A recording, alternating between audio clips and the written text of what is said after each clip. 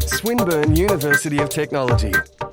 So this paper basically was inspired by what happened after 9/11, because anecdotally it seemed that there was a change in discourses in media and amongst ordinary people, in terms of their adherence to American national identity and being proud to be an American in the wake of the horrific 9/11 attacks.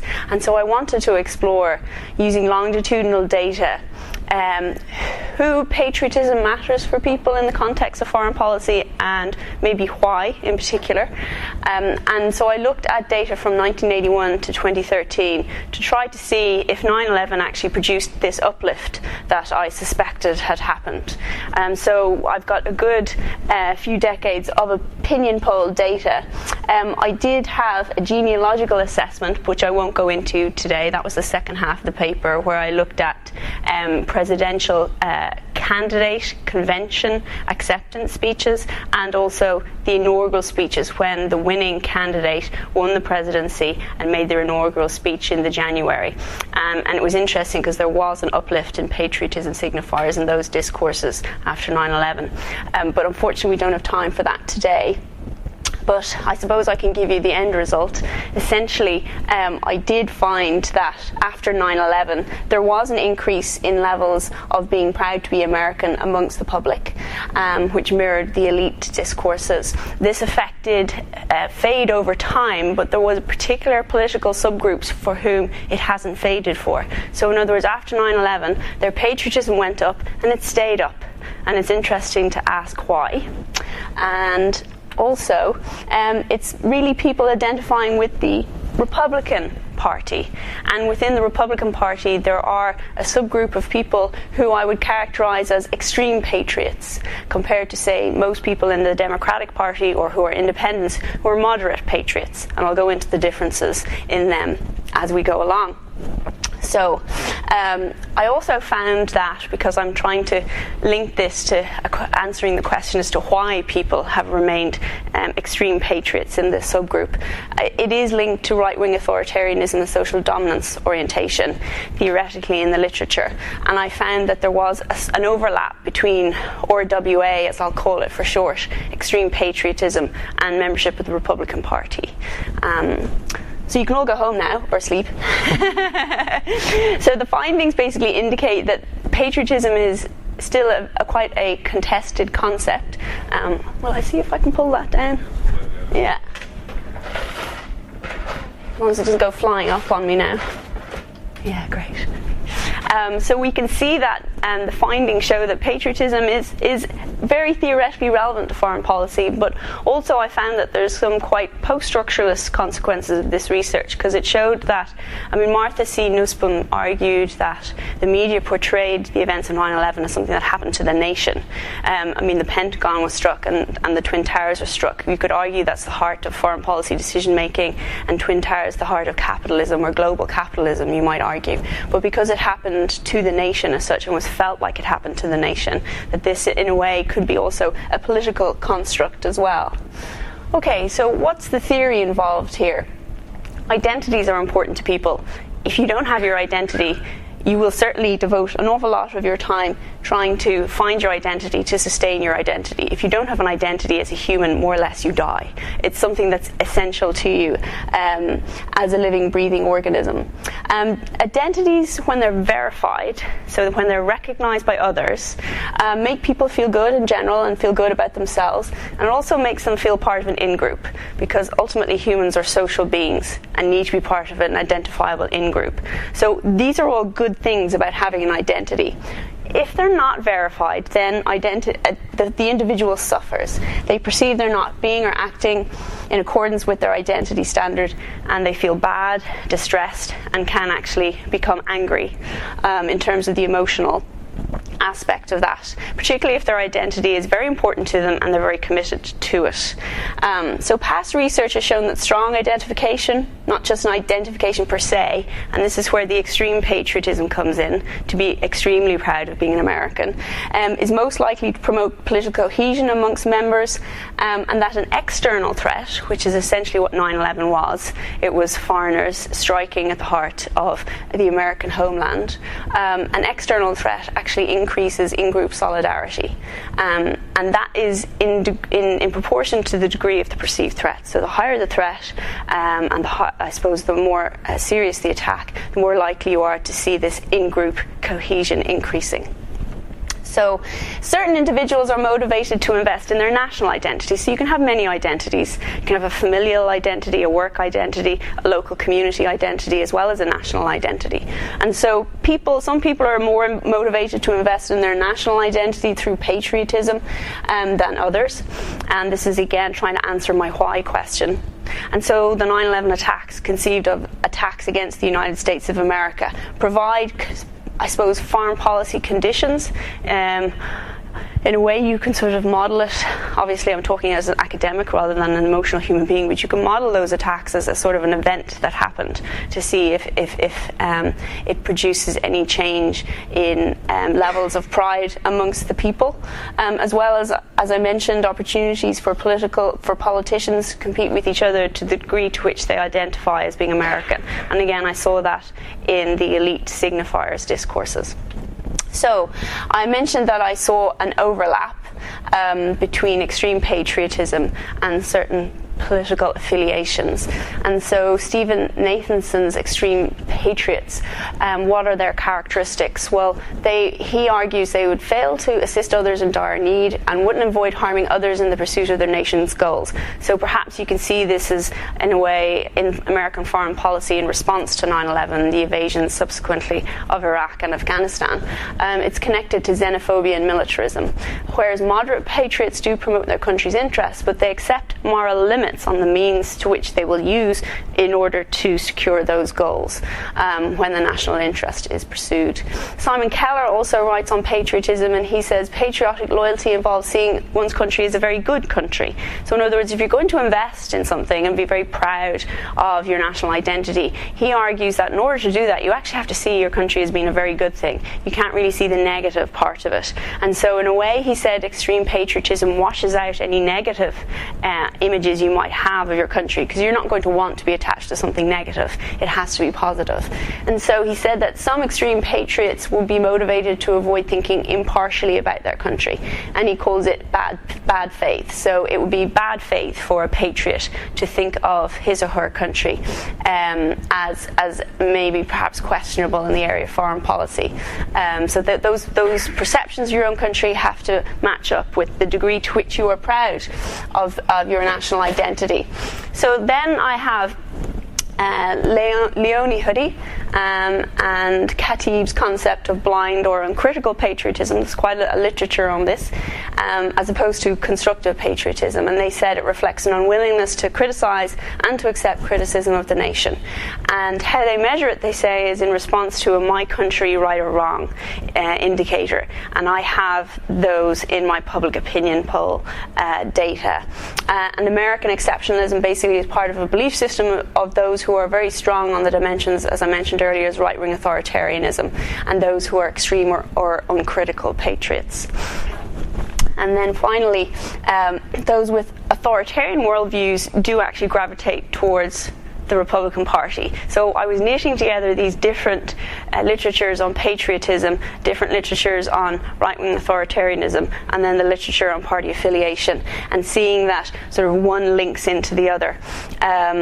And again, when I did my regression models, I did find that being a member of the Republican Party or identifying with the Republican Party was associated with those who were extremely proud, and was associated with those who were willing to use force in foreign policy. The basic nutshell of that research was I wanted to control for all other measures, such as political affiliation, socio-demographics, and political beliefs and values. And I wanted to put in patriotism and to see how that measured up Europe, and I found that the more patriotic you were as an American individual, the more likely you were to use force in foreign policy against others. And the slightly less patriotic, the more you were likely to prefer diplomacy rather than the use of force. So this is where that research drove this research. And so I found that those with authoritarianism did tend to gravitate towards the Republican Party, and others tended to associate with the Democratic Party. But independents are also important as well in the model. So what's my hypothesis? Basically, I'm arguing that values and characteristics that divide authoritarians from non-authoritarians may be able to explain the differences between extreme and moderate patriots and their foreign policies. So we'll see what the data shows in terms of the longitudinal data. But essentially that's a picture of what I found in the literature, that there's a high overlap between Democratic Party identification, egalitarianism and multiculturalism, and being moderate in terms of your patriotism. In other words, saying, to be a patriot, the highest thing you can do is to criticize your country, and that's okay, compared to, say, the GOP, the Grand Old Party, the Republican Party, who have a higher level of extreme patriots, and they would be higher on as right-wing authoritarians and social dominance orientation, they'd be high on ethnocentrism. So very much adhering to a particular concept of what it is to be American and that in-group, and excluding others. Okay. So we'll look at the data now. These were just some pictures. I suppose this is just to, give some background to my argument at the end of the paper, because when I was in the United States doing my research as part of the Fulbright, I was very lucky. I was able to go to many different places, so I took some pictures. This was on St. Patrick's Day. Myself and my friends were walking by. There's an army barracks in the middle of New York City, and there's an Irish battalion in the barracks, and this is their flag, and we got a grand tour of it, and I was able to see how Irish Americans, what that identity is like compared to, say, Italian American, German American, Russian American, and so forth. This is from New York. This was the World Indigenous Peoples Day at New York, and there were they call themselves American Indians, and people who aren't American Indians call them Native Americans, but whatever works. So the Native Americans, will we say, were coming down from sort of South Canada, North America, sort of from Nebraska, the Dakotas. They came down on horseback. They rode basically hundreds, thousands of miles to get to arrive in New York on that day, and they basically rode their horses through New York City over to the UN, from one side of the island to the other, to participate in the UN proceedings there. This was when what I found in my model, in my regression models, was I could explain race, I could explain party political affiliation, but I couldn't explain race. I found that if you were African American, you were very much more favouring diplomacy, and while I was there I managed to figure that out why. But I couldn't figure out why, as a Native American, you would be more violent. I went to a powwow in Montana towards the end of my trip, where I met Lakota, Sioux, Navajo, obviously Crow. They were hosting it, and Cheyenne, a range of people from different tribes, and I managed to understand why. But again, I don't have time to go into it, but this was when I was staying there, and it was on their reservation, and I had a great time, and it was a horse one as well. I'm a bit crazy about horses, so. And this was just when I went to Staten Island, and we were walking by one of the main streets, and this was outside a public building, and this is where you can retire your US flag. The US flag is very important, and so it's important how you dispose of it. You can't just put it in the trash, and this is where you would retire your US flag. Again, very important and interesting signifiers. So I'm going to skip through this part. This is just to show you.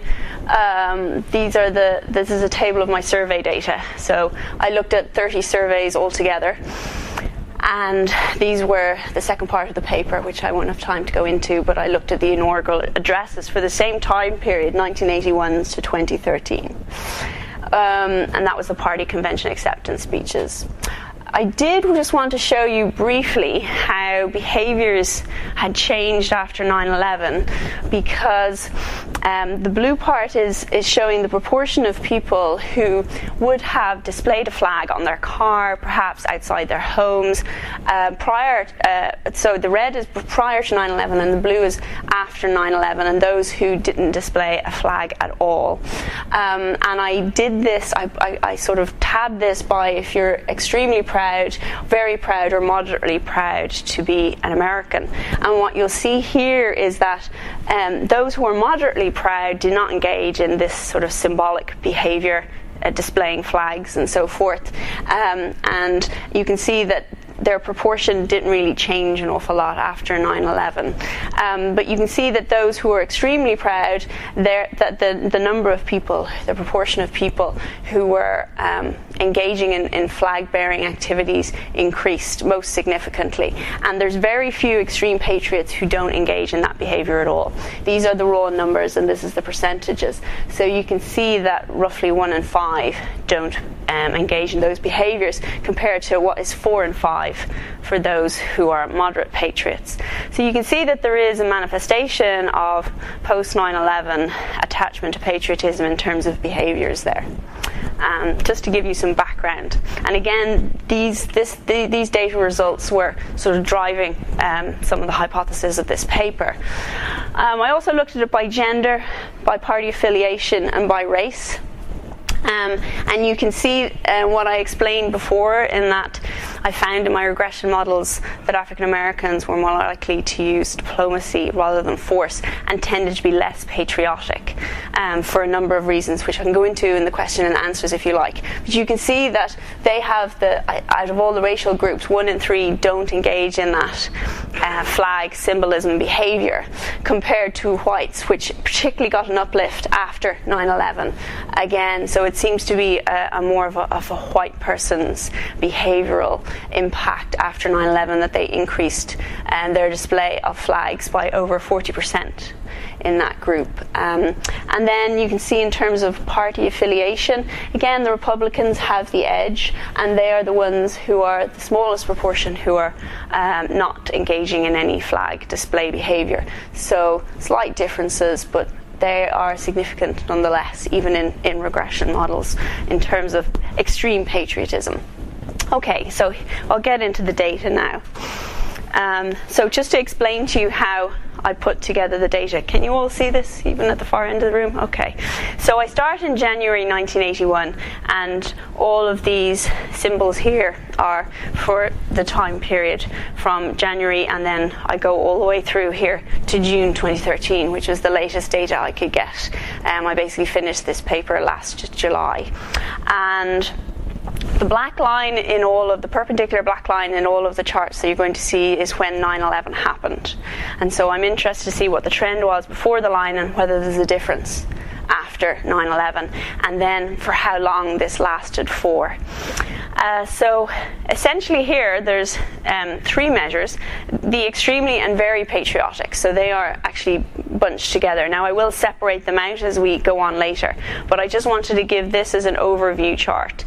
So those who are answering the survey, it was a 5-point Likert scale. So on a scale of 1 to 5, how proud are you to be an American? So 1 is not at all, up to 5, which is extremely proud. And then we have those who are moderates, and then those who are only little or not at all. So those are the scales.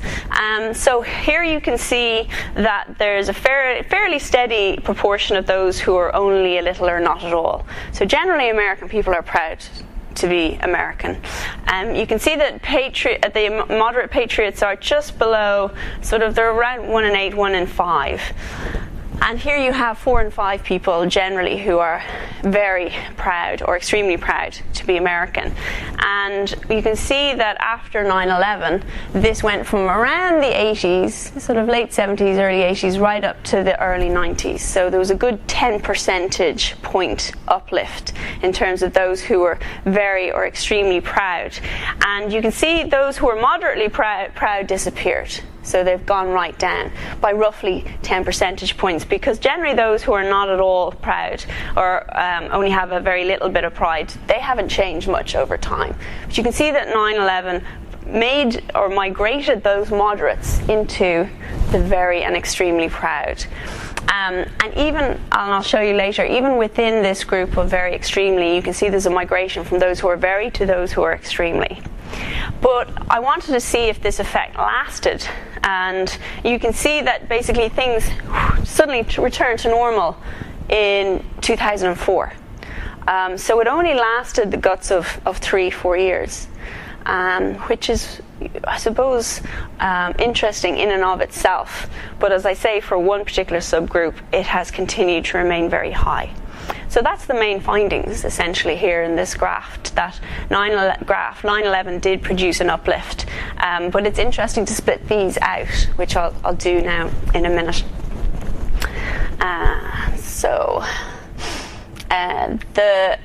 I should say I won't go into the technical details because, well, it's in the paper and we don't have too much time. But just the red circles are those who had a scale that didn't have an extremely element to it. It was a 4-point scale rather than a 5-point scale, and it did actually matter when I broke out the data. So here I'm breaking out those who were right at the top of the previous chart, those who had a combined score of very and extremely. So this is the very proud, and these are the extremely proud respondents. So you can see, again, because this is slightly like that, because in March 1981 there was only a 3-point scale. So it condensed down, it's not directly comparable, it condensed down the options available to people. So it's extremely proud, somewhat proud, or not at all proud. So you're more likely to pick, I suppose, the extremely, if you're a very or extremely proud to be American, rather than somewhat. It doesn't quite, somewhat sounds too vague. So there's an awful lot more who would be in this category, just to explain those differences. But here's the black line when 9/11 happened, and this is the I suppose, that 3-year period that I'm interested in to see the effects. And this is a line that shows you the average over time. So roughly 1 in 5 people were moderates, and this, I suppose, you can see is fairly steady over time, and this is June 2013, the last data point here. But the interesting part is the line for those who are extremely patriotic. You can see that it shot up to 3/4. That was the highest point post 9/11. 3/4 of Americans, 3 in 4 Americans, were extremely proud, not just very proud, but extremely proud to be American. And you can see that generally the trend is that it has decreased over time to now it's just half.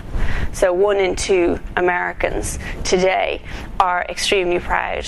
And you can see that it went from roughly 1 in 5 to, say, it's touching on 1 in 3 of the moderates. So the moderates basically have recovered from the 9/11 uplift, and those who are extremely proud have decreased in proportion. So that's the general trend.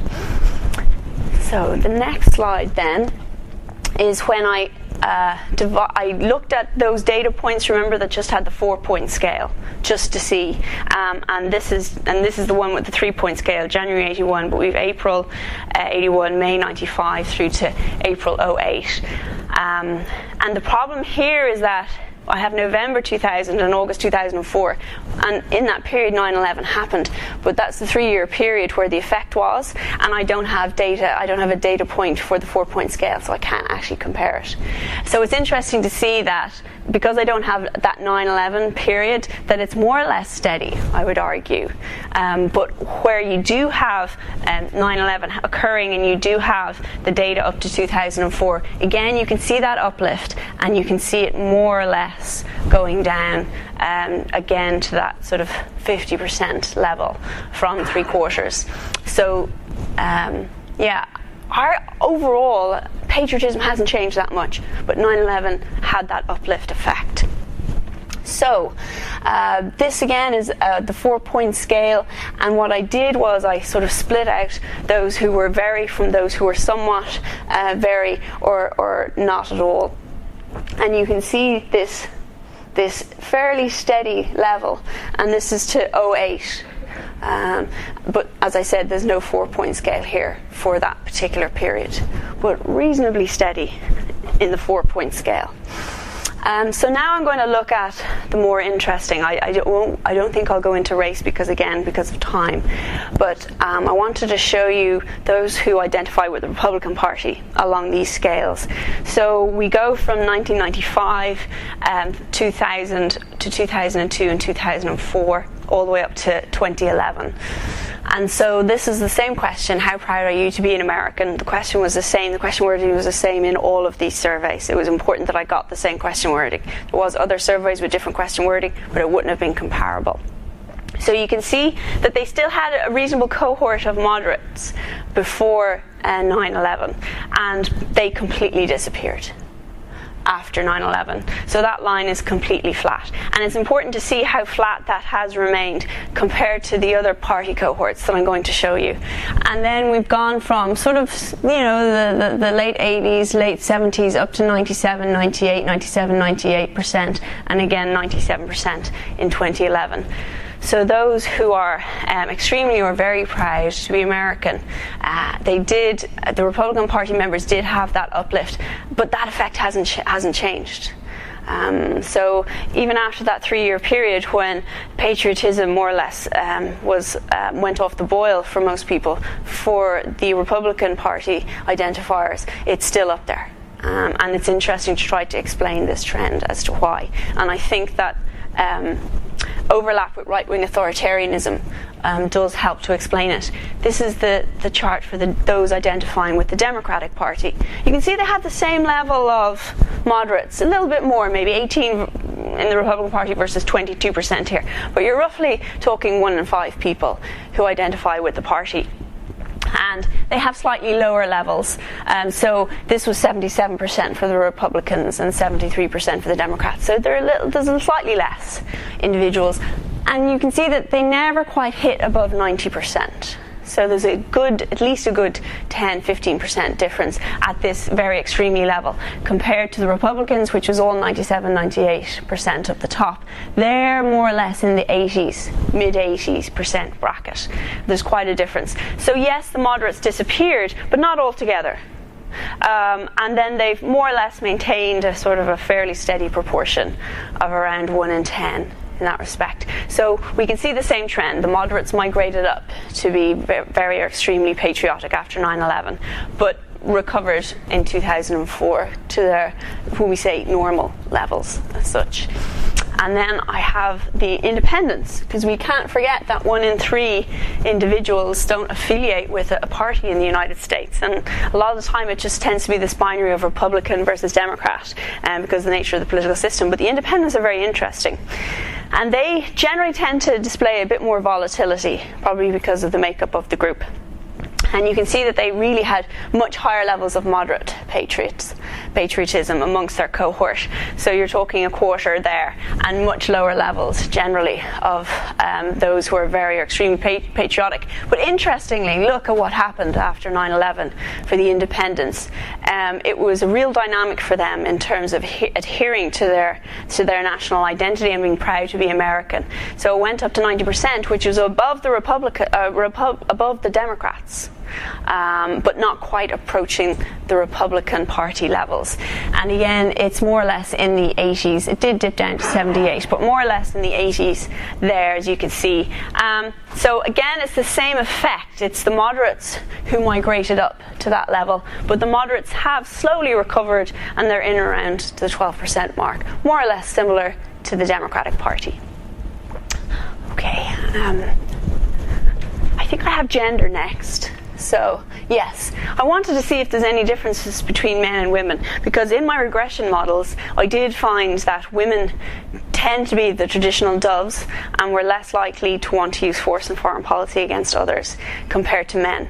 But I found that it was really white men that were driving this, because men who are African American or black didn't share the same propensity to use force in foreign policy. And what I found was interesting in that before 9/11, it was men who were slightly more extremely or very proud. And this is the line for women. But you can see that after 9/11, it's the women who are actually slightly more in proportion to men, slightly more occupying those categories of those who are very or extremely patriotic. And the females were more moderate and before 9/11, and you can see that perhaps, well, they're more or less similar proportions, steady enough after 9/11.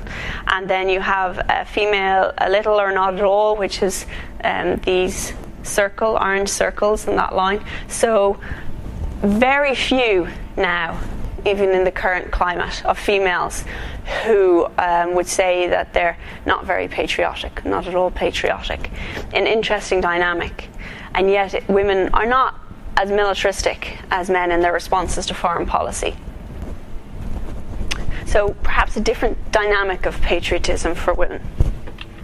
So, just to summarise, roughly 8 in 10 people reported to be extremely or very proud to be American prior to the 9/11 attacks, and that this figure jumped up to 9 in 10, or 90%. And the uplift more or less lasted for a 3-year period.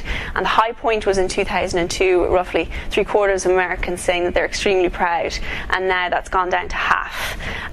So 6 surveys prior to 9/11 show that roughly 15% of Americans were moderately proud to be American, and then it dropped by 10 percentage points to that 5%. So that 10% migrated up to the very extremely proud level. 10 percentage points, which is roughly 2 in 3 moderates. And then the very extremely proud relationship is broadly inverse. So as the very proud rises, the extremely proud falls. As the extremely proud rises, the very falls, and you saw that in the figures there. Genders are more or less indistinguishable, so it's interesting that both men and women are as patriotic. White people have less moderates and much more very extremely proud patriots compared to black people. I do have those charts if you do want, if questions are pertinent, I can show you them. Democrats have much lower levels of extremely proud members compared to the dominance amongst Republicans. Virtually 97-98% of people are extremely proud to be American, and independents exhibit volatility.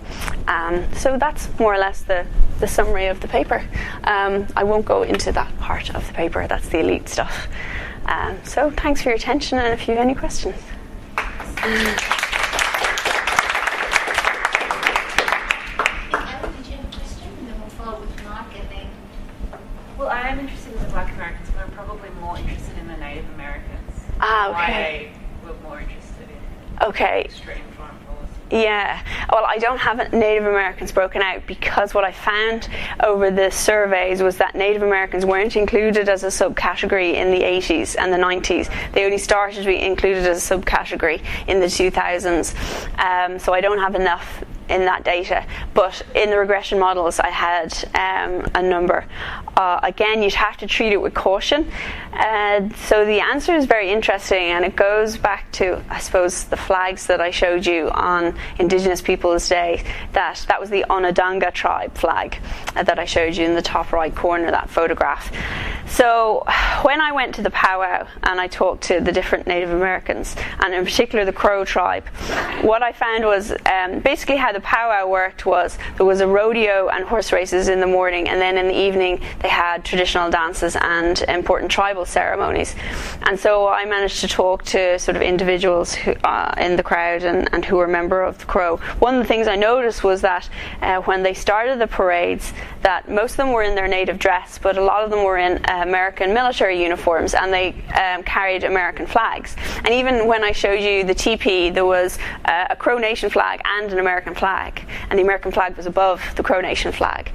And what I found was that very interesting conversations, really, at an individual level. What I found was that within some Native American tribes, there is what you call the warrior societies. So there's different societies, and the warrior society is a very prestigious society to be a part of. And so I talked, for example, to a 21-year-old female, and she had a 3-year-old daughter. and she was married, and she was joining the American military, and she was going to be shipped out in the next couple of months. And I said to her, well, why did you join? And she said, well, all of my brothers joined, and I remember as a family we used to go out to the airport when they came back from being out in the field, basically abroad, and we would be so proud to see them coming down the stairs of the plane in their uniform, and I was really inspired to do it, to follow them. It was others that told me about the Warrior Society. So once you have done your military service and you've basically fought for your country, that you become a member of the Warrior Society, and that you have different decision-making privileges, and that you were honoured like those individuals were honoured. They led out the parades every time, and you were honoured for basically participating in being a member of the Warrior Society and joining the American military. So are they understanding the question as, I'm proud to be a contemporary American in this kind of sense of American patriotism? Or are they interpreting it as, I'm proud to be a first people of America? It's a good... Both? Yeah, I think it is. I asked them that, and it was a bit of both, because they are the first Americans. They have their own laws, effectively, on the reservation, and they run themselves. They've got their own police, for example. They've got their own schools, their own universities. So they still retain their culture, their traditions, and their values, even though they're part of this huge amorphous sort of American modern nation. Yeah, but they do, I suppose, because the American military is their way to express their warrior history, because tribes used to fight against each other as well over territory and resources.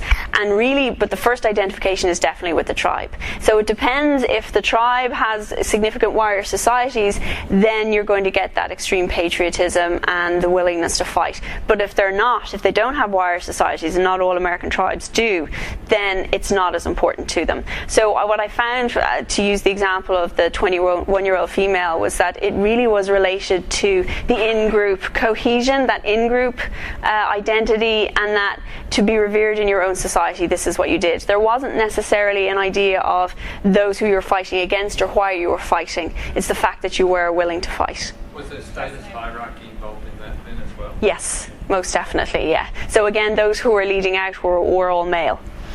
So it does tend to be, I mean, I was talking to females because I'm female, more likely to talk to females, but I did talk to some males as well. But it would generally, it tended to be, particularly, well, in this particular tribe anyway, it tended to be very much dominated by the males. The tribes who had strong warrior societies were higher in terms of status amongst all of the tribes, comparatively. That's an interesting question, because I did talk to Lakota and Sioux, and those were tribes who were neighbouring tribes, effectively. What I found was it all depended on their history with the white man, and there was a sort of a story in that the Crow were seen as those who had enabled. There was some Crow scouts who worked for General Custer, and you know the Battle of Little Bighorn and Custer's Last Stand. Well, the fact that the Crow, I suppose, enabled the white men in that battle, and I went to visit that. I was on that visitor centre because that's actually on the Crow reservation. Little Bighorn is on the Crow reservation, and or at least right beside it. And I found actually interesting that half of the soldiers who died were Irish. They were literally from Ireland, and Germans were next. So just an interesting side to that, being an Irish person. But yeah, does that answer your question? Yeah. Oh yeah, I just want to pass on that my 10-year-old daughter turned me halfway through and said, this is much more interesting than I thought it would be. Oh, good! I'm so pleased. Thanks. I love the paper because I'm a shallow empiricist myself, and I've been doing surveys like this in East Timor for years, and one of the things that I use is the International Social Survey Program. Yeah. And that's what my question is. One of the things that it does is ask what it is that you're proud of. And so it's how proud are you of East Timor, say, East Timor's history, its culture, it's the way democracy works, and it's fair and equal treatment of all groups in society. And what that does is really bust it down a little bit, and what you find is, history, you're very, very proud they had an independent struggle. Yeah. Culture. Yeah. The way democracy works, it totally plummets. Fair and equal treatment of other groups, all groups in society. And you get a little bit more nuanced what they mean. What do they mean when they say they're proud of it? And its influence in the world is not one that comes up a lot in East Timor, but in the US, that's one of the module questions. Wow. And I guess I'm just wondering, as you track this, whether there's a kind of more nuanced way to do it in a way. Than just I'm proud. Yes. Yeah. So. What are you proud of? Yeah, exactly. Now there is data on that. I didn't present it in this presentation pack, but it's in the paper, and it asks what it is that, exactly that question. What is it that you're proud of?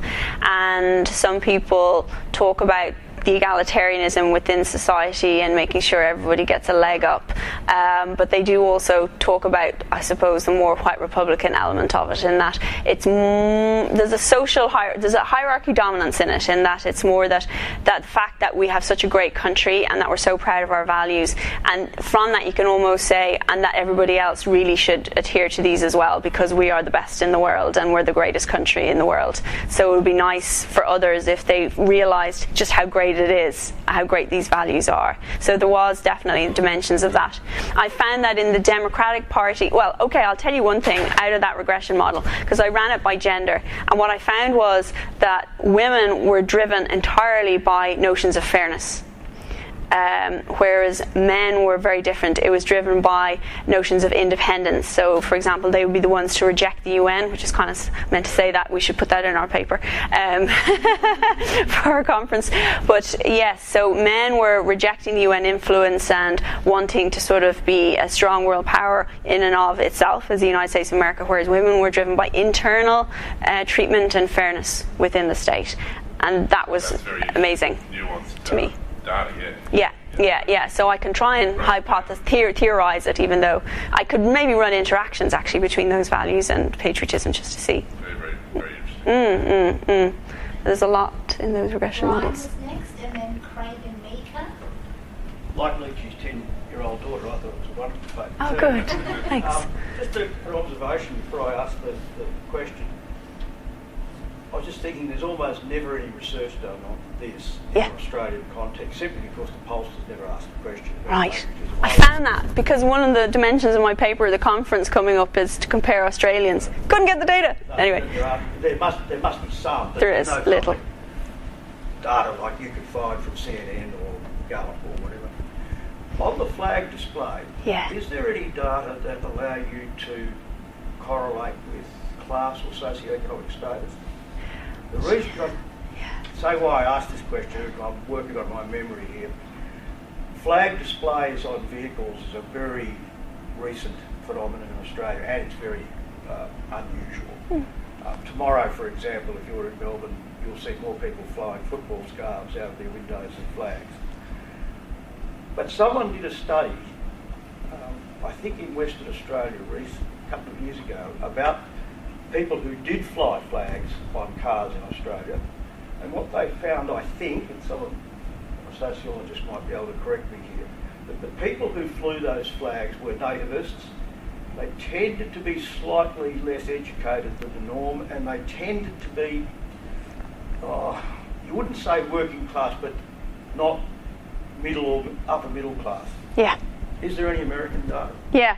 Well, I looked at it by education and social class. By education, it's quite significant. I just see, I'm going to unhide some of my slides and see if I can bring them up.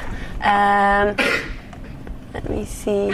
No, it could be in another presentation pack. Actually, it is. I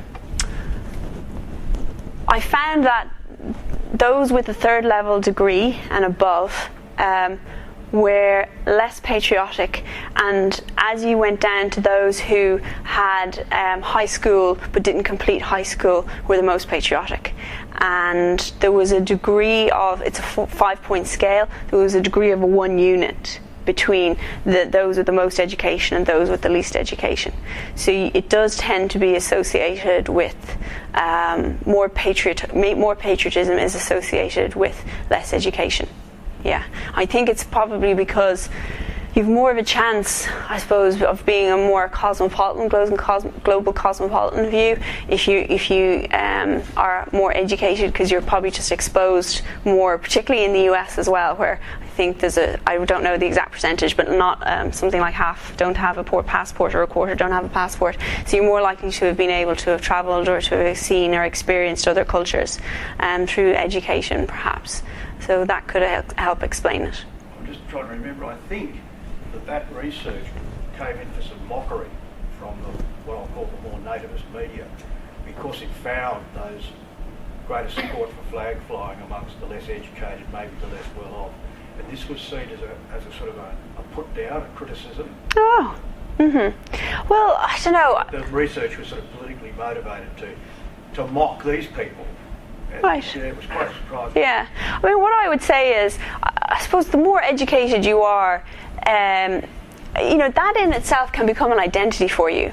That you become part of a particular social class, and perhaps maybe with the less educated, that you're more likely to adhere to a more readily available identity like that of the nation, and to adhere to that, basically because you might have, it's a different type of identity and it's readily available to you and something that you can invest in. But there's many dimensions to it. It's also through sport, so they could be more in a way patriotic because they think that they're the best footballers in the world or whatever. I know when the Irish come over to play the hybrid games between Australian rules and Gaelic football, that they annihilate us. They practically beat us up. So we go home very sore and bruised and quite defeated, and we think we're great in Ireland, and then we come to Australia and we're shown who the real hard men are. But no, I mean, it could be, there's an awful lot of dimensions to patriotism, and I think it was raised earlier, and in the Nussbaum book and in the paper, it's argued that patriotism can be expressed not necessarily through militarism or foreign policy, of being perceived as a player on the global stage, that it's to do with culture, music, literature, the beauty and geography of your country. There's so many things that you can attach patriotism to, but it's interesting to see that in the 9/11 foreign policy event context, that patriotism did have this uplift. Yeah, that's interesting. Thanks. Tea Party effect?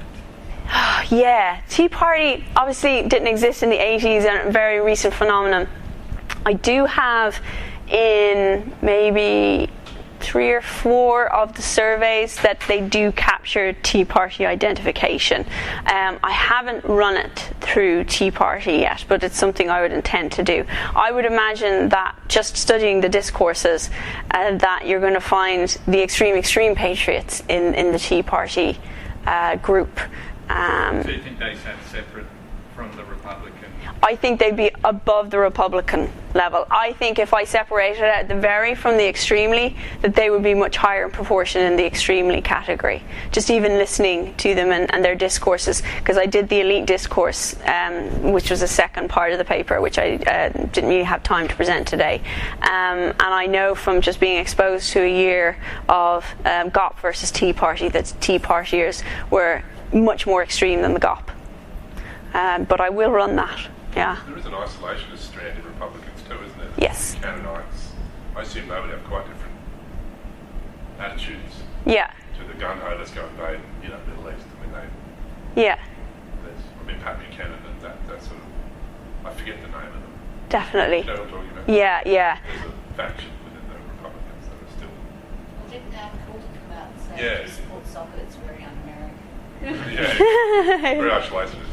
Yes, definitely. I mean, I remember I plugged in lots of different variables into my regressions, and one of the things I plugged in was gun control, just to see if it had an effect, and it did. So I didn't keep it in as a value, because I just thought that would be a bit too much. I'll never get it published, but yeah, it did have an effect. So I mean, this is the thing you have to remember, even within parties, just like the Native Americans, you can't treat them as, even though they're 1% of the population, you can't treat them as a Native American group. It's down to the level of tribe, and it's the same within the Republican, Democratic, and even the Independents, that there's a real spectrum across the board in those parties. parties, and like was raised earlier, there's different signifiers that are attached to patriotism. So the Democrats are more attached to the more, they're liberal, for example, in terms of the social spectrum, and they're more into fairness and redistribution compared to the Republicans, and they're more, I suppose, they sympathise more with the far and other, whereas the Republicans just don't sympathise with the far and other. So the Republicans is a very in-group, kind of quite a tight, narrow, white definition of American patriotism. Black people are patriotic, but their patriotism is very different from the white man's patriotism. Yeah. Hi. Sorry for coming late. No problem. Like this morning, I read the news from NPR mentioning about the first female to become a higher rank at the Navy. In the Navy, yes. After the 38th independence of the U.S. Yes. How do you see this as in terms of struggle in the gender balance, gender, women in the leadership and patriotism, like we talk about it for the military? Yes. Interesting. So again, I just talked to as many Americans as I could, and I'll give you another anecdote. I talked to a lady who had served in the Navy for over 30 years. So her dad was in the military. She went straight into the military as a young girl, and she retired out of the military. She was married to her husband, who was non-military, and she was really interesting. And so I asked her, I was actually met her at a conference, and I was presenting some of this data, and she was really interested in it. So I asked her about what it is, and I didn't ask her sort of as a female because, well, just something seemed wrong to ask her as that. I needed to ask her as somebody who was in the military, but I was obviously aware of her gender at the same time. And what she told me was the same as what the male military people I talked to told me. They have quite a critical concept of patriotism. All of them, to a man and woman, told me, we have to follow our orders, but we don't necessarily agree with the war. And we're upset at the number of people who are flying flags and wearing T-shirts. They're not real patriots. To serve your country is to be a patriot. We don't choose the wars. And that's the difference. But if my country asks me to do something, I'll do it, even though I might disagree with it. But she was quite hostile to those people who were engaging in the flag display. And I think I had a flag display chart, maybe. Sorry. As in, I remember, at the presentation that she might have seen this, and maybe this prompted her to say it, but this was the main nugget. She's like, those people flying those flags. And I think what was interesting within this marriage was that one was a Republican, one was a Democrat as well, which again is a dynamic. They were a great couple. They were so interesting. But I thought that was because most people would think that if you're in the American military, you're one of those, sort of the Marines and the flag, and we'll just, we'll go for anyone who tries to harm us. To a degree, I asked her about 9/11, and she was definitely more patriotic after 9/11, but she was not patriotic in that flag-waving sense. She was patriotic in that, look, I'm an American. If somebody hits us, we're going to hit them back twice as hard. That was there. So I will live in peace with you as long as you live in peace with me. But if you attack me, God help you. I will respond. So that was also an interesting dynamic. Yeah, a week or 2 weeks earlier, also from the news, there was a female military commander in the U.S. Land Army. She actually proposed that not to involve women in the front line and yes. So how does this this still view the involvement of women yes. play a role in the military? Yeah. Like today I read news about women being at a high level at the Navy, encourage women to participate at the high level. At the same time, on the other sex of military, try to propose, not to involve women in the front line because women physically is formed not to be involved in those kind of. Yeah. So how do you see this? from the rules as well as the patriotism. Yeah, I mean, you saw in the charts, there's a chart that showed that before 9/11 there was slightly a higher proportion of men who were extremely or very patriotic. After 9/11 the women overtook the men. And they're the ones who are slightly more in numbers, extremely or very patriotic. The gender thing is really interesting. When I was there, there was a newspaper front page of a military female, and she had this huge pack on her head, and she was wading through water. And so they were saying, for the first time when I was there, they passed legislation to allow women to fight. Because up until that point, women were not allowed in combat roles.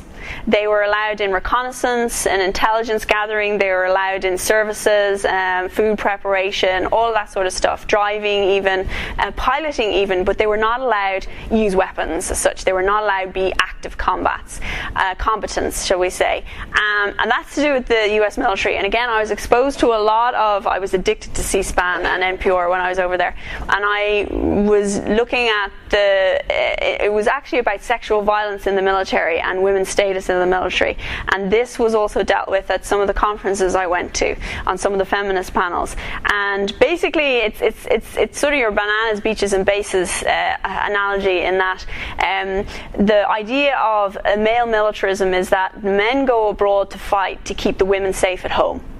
And so the woman is the passive object that needs to be protected. The women and the children need to be protected. And so you cannot sustain a military and sustain extreme violence in the military unless you have this idea that you're protecting those vulnerable at home, which is the women and children. So if you take a woman who's the one that you're supposed to be protecting and you put her on the front line alongside you, you're kind of going, hang on, she's fighting here as well. This is confusing. This is disrupting to the male militarism that is at the heart of the military. And I think that, I did ask this female as a female, I didn't ask her about patriotism as a female, but I asked her about being a female in the military, and she said, look, I had respect from my colleagues. I was actually quite highly ranked by the time I retired. There's not that many women in the military. There's reasons why. It is very male dominated, and they are trying to change it.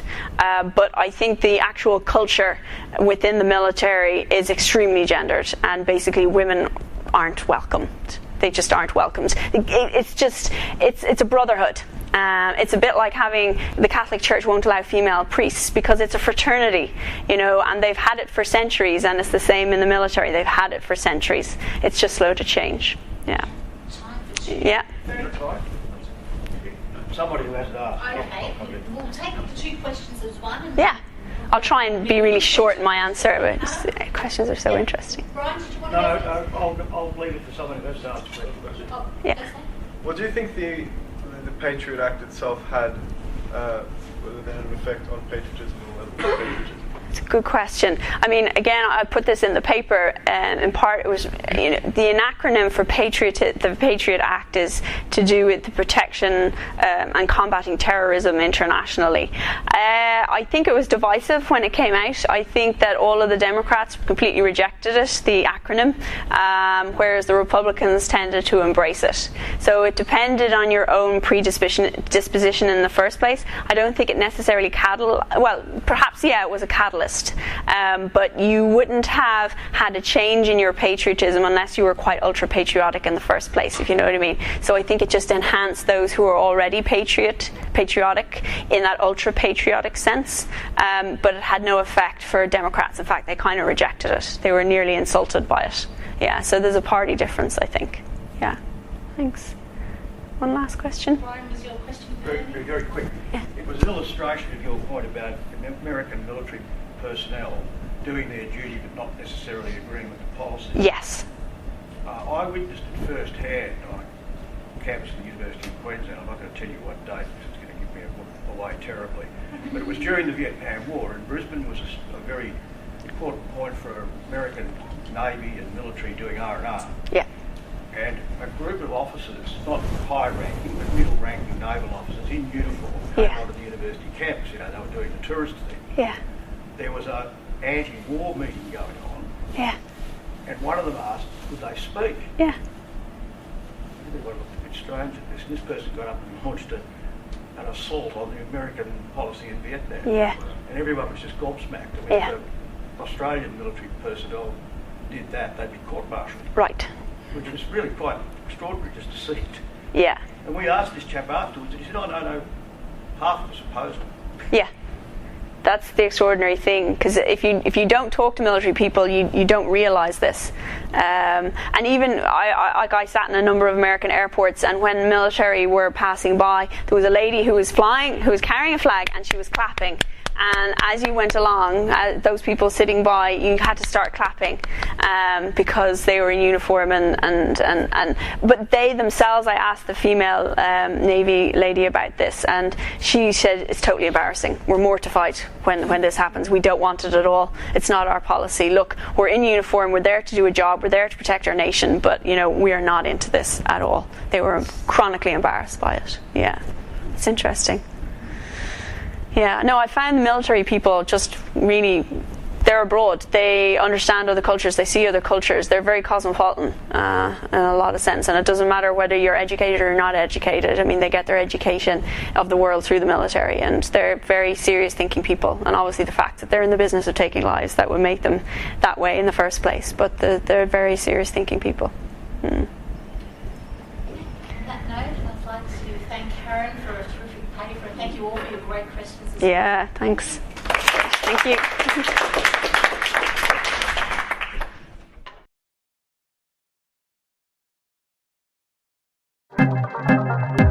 This has been a Swinburne production.